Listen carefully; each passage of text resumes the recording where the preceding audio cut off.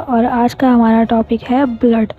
आज इस वीडियो में ब्लड हम 3 डिफरेंट मेथड से पढ़ने वाले हैं। आपको कौन सा अच्छा लगेगा वो आपको बताना है कमेंट सेक्शन में। 3 डिफरेंट मेथड से क्यों पढ़ेंगे हम, वो इसलिए क्योंकि आप लोगों के कोर्स डिफरेंट हो सकते हैं।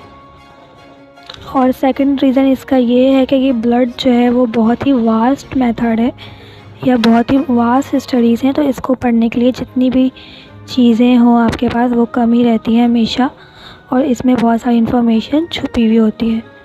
तो स्टार्ट करते हैं अपने टॉपिक को, ब्लड। बट स्टार्ट करने से पहले मैं आपको ये बता दूं कि इस वीडियो को एंड तक देखिएगा, क्योंकि बहुत सारे लोग जो है वो स्टार्ट में ही स्किप कर देते हैं, फिर उनको लेक्चर समझ नहीं आता, तो इसलिए मिस मत करिएगा। चलिए स्टार्ट करते हैं। ब्लड क्या है? ब्लड हम सबको पता है एक फ्लूइड है, एक टिश्यू है। इस चार्ट में ब्लड को इन्होंने डिवाइड किया है 2 पोर्शन में। Number 1 is sales, number 2 is plasma. Plasma जो है वो एक लिक्विड पोर्शन है और सेल्स जो है वो सॉलिड पोर्शन है। सेल को डिवाइड किया हुआ है आरबीसीज, डब्ल्यूबीसीज एंड प्लेटलेट्स में, जो कि हम ऑलरेडी डिस्कस कर चुके हैं सीबीसी में। बट फिर भी हम देखते हैं कि इन सेल्स को भी डिवाइड किया है ग्रेनुलोसाइट एंड ए ग्रेनुलोसाइट में। ग्रेनुलोसाइट में आ जाएंगे neutrophil, eosinophil, basophil, lymphocytes and monocytes, जो कि गार्ड सेल होते हैं। और आरबीसीज में हमने क्या क्या पढ़ा था? आरबीसीज में हम पढ़ चुके हैं haemoglobin, haematocrit, MCV, MCH, MCHC and RDW. That means कि जो हमारा ये वाला पोर्शन है जिस पर मैं मार्किंग कर रही हूँ, ये हम ऑलरेडी डिस्कस कर चुके हैं। और जो हमारा ये वाला जो रिमेनिंग पोर्शन है, ये हमें इस टाइम देखना है। चलें, अगर हम प्लाज्मा की बात करें तो बहुत सारे लोग प्लाज्मा और सीरम में कंफ्यूज होते हैं। उसके लिए भी मैं एक अलग से वीडियो लेक्चर रिकॉर्ड कर दूंगी, तो आप लोग मेरे चैनल पे चेकआउट कर लिएगा। प्लाज्मा में 92% जो है वाटर होता है, इसलिए हम इसको लिक्विड पोर्शन इसीलिए कहते हैं। उसके अलावा सॉलिड होता है इसमें और गैसेस भी होते हैं। सॉलिड को हम डिवाइड कर देते हैं ऑर्गेनिक और इनऑर्गेनिक में।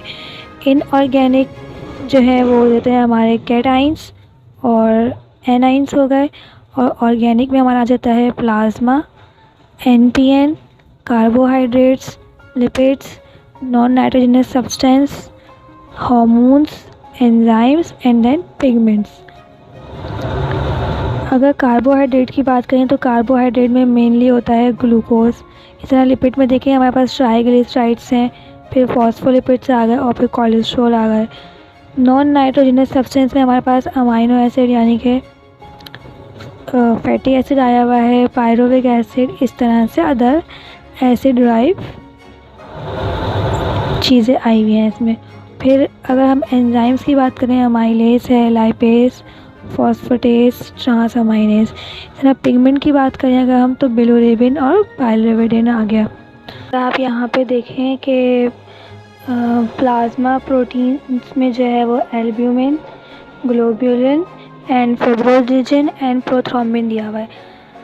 अगर मैं आपको ये बताऊं कि ये जो प्रोटीन है और ये जो प्लेटलेट है, ये दोनों मिलके जो है वो क्लॉटिंग फैक्टर बनाते हैं, यानी कि कोगुलेशन करते हैं।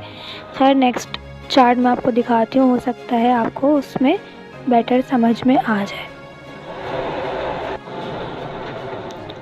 Okay, this is a second method. अब अगर हम इसमें देखें, ये देखें ब्लड को इन्होंने डिवाइड किया हुआ है सॉलिड कंपोनेंट्स और प्लाज्मा में, यानी कि लिक्विड पोर्शन में। इसमें भी बिल्कुल सेम एरिथ्रोसाइट्स बताया हुआ है, यानी कि आरबीसीज। आरबीसीज में हमने क्या पढ़ा था? एमसीवी, एमसीएच और जितने भी आरबीसीज के पैरामीटर्स होते हैं। फिर सॉलिड कंपोनेंट में आ गया ल्यूकोसाइट यानी कि डब्ल्यूबीसीज। फिर आ गए प्लेटलेट्स। आरबीसीज क्या करते हैं? रेस्पिरेशन में हेल्प करते हैं, इसका फंक्शन बताया हुआ है यहाँ पे। डब्ल्यूबीसीज क्या करते हैं? गार्ड सेल होते हैं, इम्यून डिफेंस सिस्टम हमारा चलाते हैं। अच्छा, प्लेटलेट्स क्या करते हैं? ये फिब्रिनोजेन के साथ मिलके कोगुलेशन करते हैं, यानी कि अगर हम इसको ये कहें कि ये क्लॉटिंग फैक्टर भी हम इसको कह सकते हैं। नेक्स्ट देखिए, अगर हम इसमें सीरम की बात करें तो सीरम में देखिए क्या क्या आ रहा है। ग्लूकोज आ रहे हैं, फ्री फैटी एसिड आ रहे हैं, मेटाबॉलिक वेस्ट प्रोडक्ट आ रहे हैं, हार्मोन्स आ रहे हैं और एक्सेट्रा भी लिखा हुआ है। अच्छा, इसमें भी प्लाज्मा में से अगर हम, आप यहाँ पे भी समझ सकते हैं, अगर हम प्लाज्मा में से फिब्रिनोजेन यानी कि क्लॉटिन फैक्टर को माइनस कर दें तो हमें सीरम ईजीली मिल सकता है। दैट मीन्स कि प्लाज्मा और सीरम में डिफरेंस होता है सिर्फ और सिर्फ फिब्रिनोजेन का।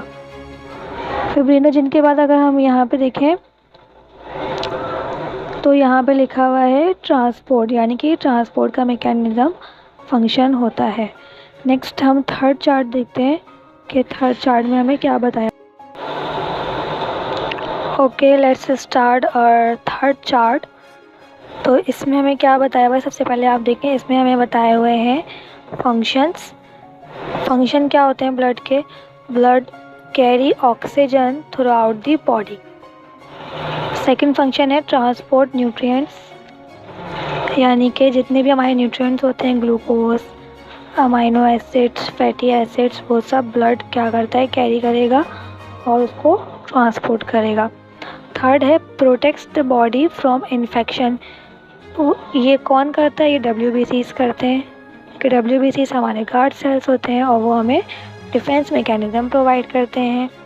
लास्ट फंक्शन इसमें बताया हुआ है maintain body temperature and chemical balance, यानी कि जो हमारी बॉडी का pH होता है वो भी ब्लड मेंटेन करता है। नेक्स्ट यहाँ पे हमें बताया हुआ है blood clotting. Blood clotting 3 types होते हैं, एक्सट्रिंसिक पाथवे, इंट्रिंसिक पाथवे और थर्ड है कॉमन पाथवे। अगर हम फर्स्ट बात करें एक्सट्रिंसिक पाथवे की, तो इसमें लिखा हुआ है triggered by an outside trauma, मतलब बाहर की तरफ से क्लॉटिंग होती है। इंट्रिंसिक में अंदर की तरफ से क्लॉटिंग होगी, जाहिर सी बात है, जो वेजल्स हैं वो आपके कॉन्ट्रैक्ट हो जाएंगे और क्लॉटिंग स्टार्ट हो जाएगी।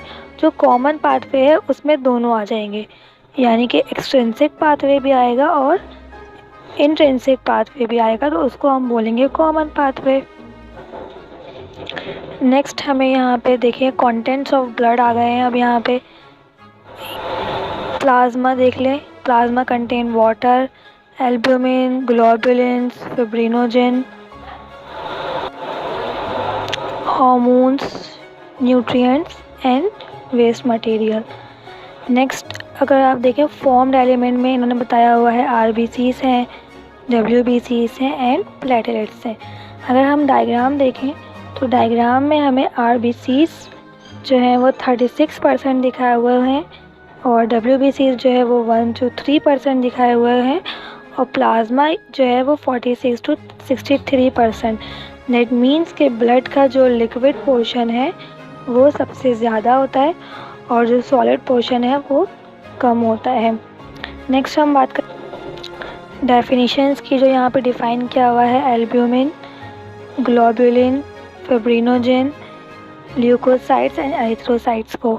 फिर यहाँ पे हेमाटोक्रिट की बताया हुआ है, फिर पैक्ड सेल वॉल्यूम भी कहते हैं हेमाटोक्रिट को, WBCs, RBCs एंड प्लेटलेट्स। ये सब हम ऑलरेडी डिस्कस कर चुके हैं CBC पार्ट 1 और पार्ट 2 लेक्चर में, वो आप चेकआउट कर लिएगा। आज का लेक्चर यहीं पे एंड होता है, फिर मिलेंगे किसी अच्छे से टॉपिक के साथ।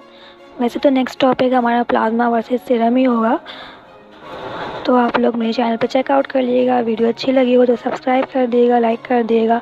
टिल देन गुड बाय, सी या, अल्लाह हाफिज़।